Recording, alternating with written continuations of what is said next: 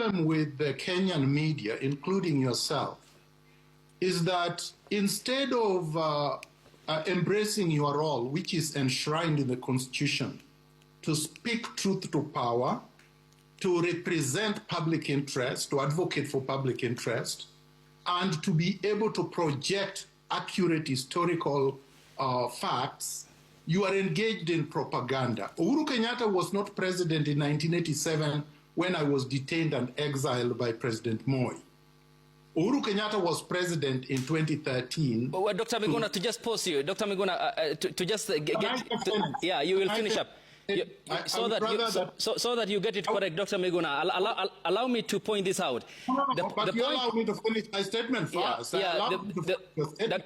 Dr. Let's be civil and we stick to the issues. What I pointed out was the question of the moral authority here. You have accused Dr. Matiang'i of the River Yala killings, agreed, rights of Kenyans were violated.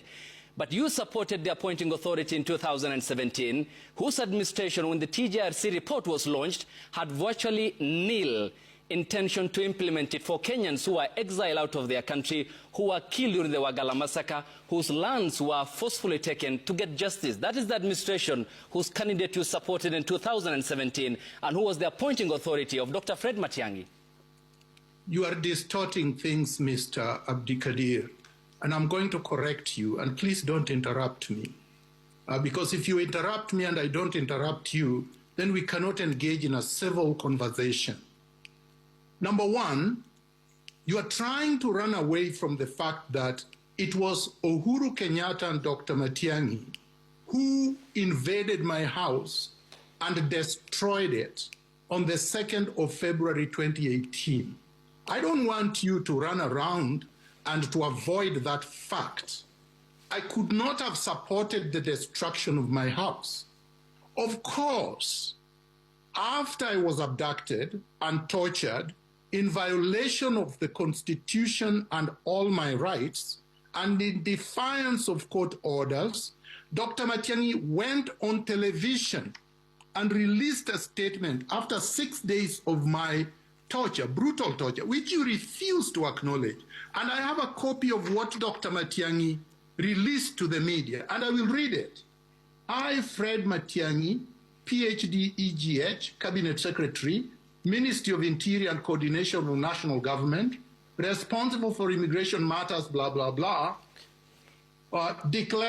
hereby declare that Miguna, who is not a citizen of Kenya, and whose presence in Kenya is contrary to national interest, be removed from Kenya to his country of origin, Canada, and further direct that the said Miguna remain in prison custody while arrangements for removal are being undertaken. He signed this on the 6th of February 2018 after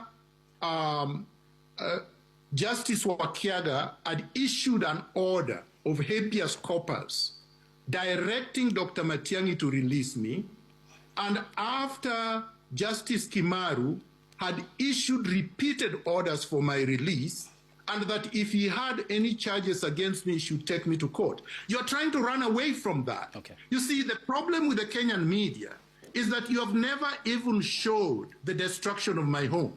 You've never actually even played clips of it. You have never played the clips of my torture.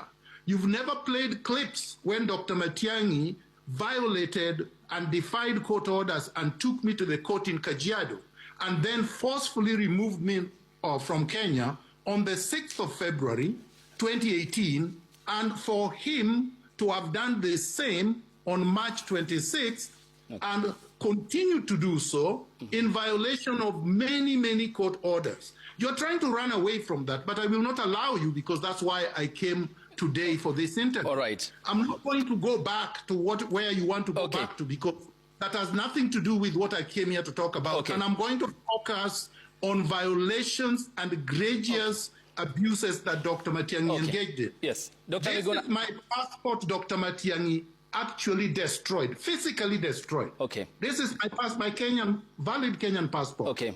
Let's talk about these issues, because if we don't, we are not going to help this country. Point taken, Daktari. And you have always championed for the cardinal principle of constitutionality. We'll talk more about that. This was just a starter of what will be forthcoming, including the status of your cases, the remedies that you are seeking from the government, why are you not on the ground, and also the violations of the rights of other Kenyans, and your support for President William Ruto in 2022, and some of your controversial tweets here on the broadcast. Daktari.